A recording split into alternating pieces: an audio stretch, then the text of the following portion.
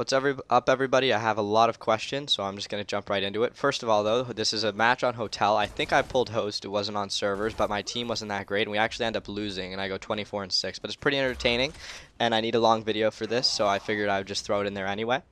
So I'm going to get right to the questions. Are you excited for Gears of War Judgment? I am really excited for Gears of War Judgment. I know it's supposed to be faster paced, but I'm also worried at the same time. If you guys keep up with Arctic's videos, which I'm sure you probably do, he's expressed some concerns for the game. He can't be specific, but I'm nervous because I will play the game depending on how much I like it. So if it turns out to not be the kind of Gears game I'm looking for, that could mean a lot in terms of how much I want to play it or how many videos I'm posting. I'm sure I will like it. I've liked every single Gears game, but you can't help but wonder what kind of things are in store. So I'm excited, but a little bit nervous at the same time. But I think it's a little too early to start worrying and complaining. When we know more, then we can express our concerns as a community.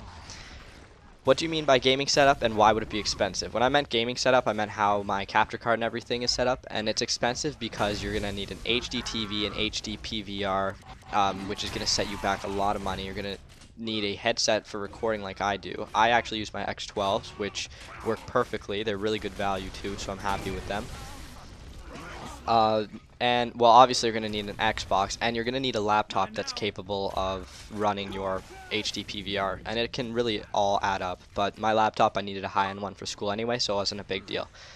Where are you from? What university do you go to? What are you majoring in? And what is it like there? I am from Ontario, Canada. I go to the University of Toronto.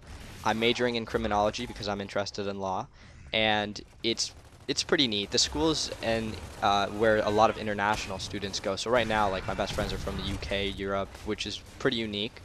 Not a lot of parties at my school. It's more known for academic than partying. There was one party I was supposed to go to. I went, but I got canceled because someone showed up early with their friends and stole all the beer. Lots of reading, though. Sometimes it just feels like I'm reading, but I guess what do you expect from university? I mean, at the end of the day, if I'm getting a good education and a good degree, I'm a happy kid. How many clutch ribbons do you have? I only have 121, which is probably surprising, but you can't get clutch ribbons in private, and you can't get that many clutch ribbons in TDM, which is what I have normally been playing since it's what's populated.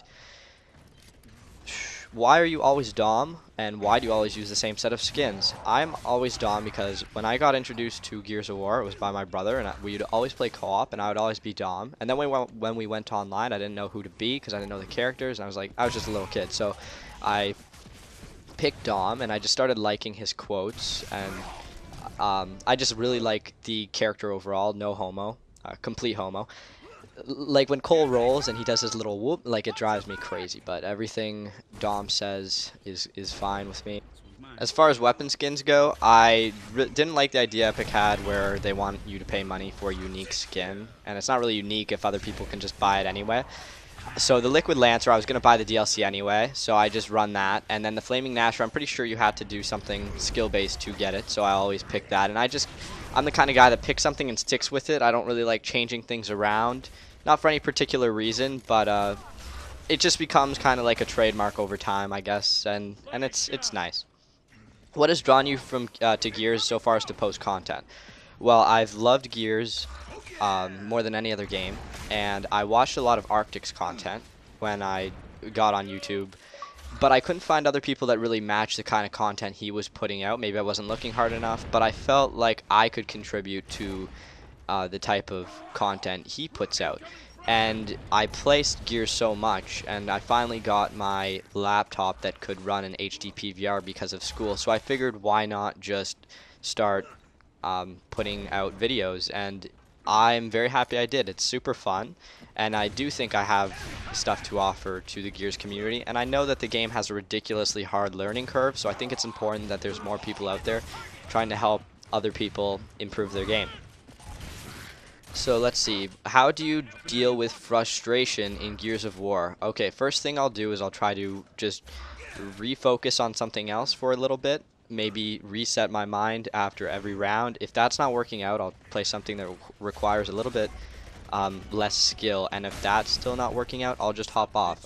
There's no sense in playing if you're really upset. You're just going to lead yourself to having a bad overall experience, and you probably won't want to come back again.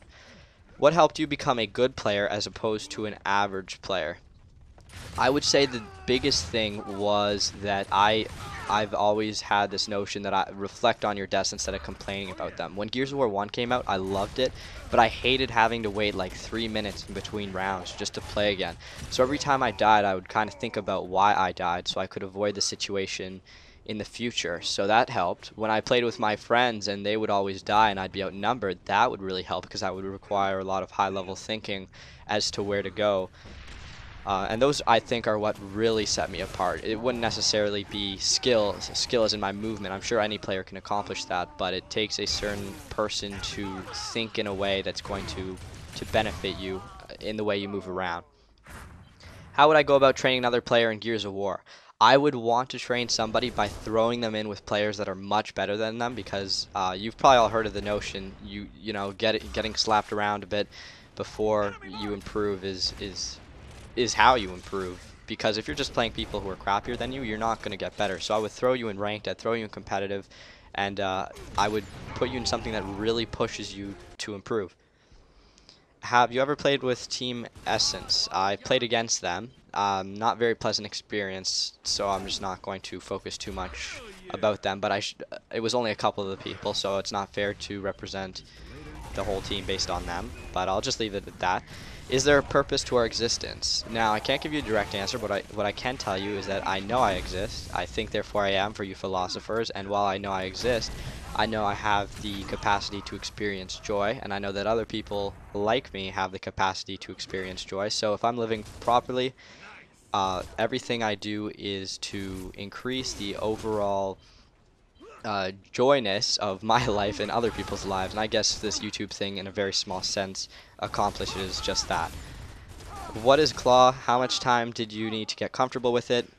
What came first, claw or alternate? So claw is when you have your right index finger over the A button at all times and your middle finger fires, and what this lets you do is move around, shoot, and aim all at once. And it took me about 2 weeks to get used to. It's super great for people who like playing default like myself. Alternate never actually came. I've never used alternate, never even considered it. If I could change one thing about the Gears community, what would it be? It would definitely be respect. I feel like everybody just hops on. There's teabagging all the time, people chirping each other no matter what happens, and I think that drives a lot of people off from the game because it's just a really negative environment, and I think a lot more people would want to play this game if there was less people contributing to that kind of crap. When Gao J comes out, am I going to reform my team, make a new team? How would I go about picking members, and can I join?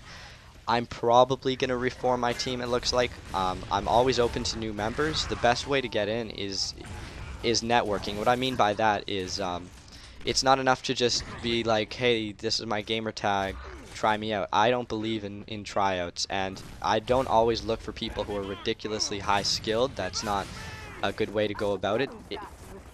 Competitive requires a lot of teamwork, so a lot of the times I'll ask people who I find really easy to talk to or that I just like playing with if they want to do competitive with me. So it's possible that they'll be added to my team like that. Maybe I'll join another team if my team doesn't take it serious enough. So time will tell.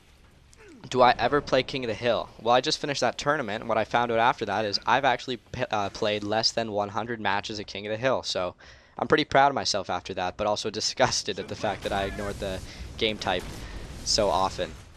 What is your name? What is your quest? What is your favorite color? My name is Chris. My quest is to catch 'em all, my dreams that is, and my favorite color, I don't know, blue? Your favorite TV show? The Simpsons. I love The Simpsons. Whoever asked that question, you are a god.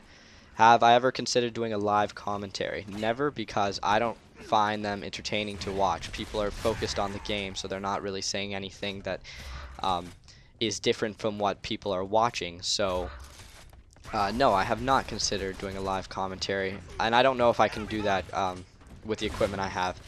I'm actually out of time now, so I'm going to post a part 2, I guess, but thanks for watching, and thank you for the questions, and I'll talk to you guys soon.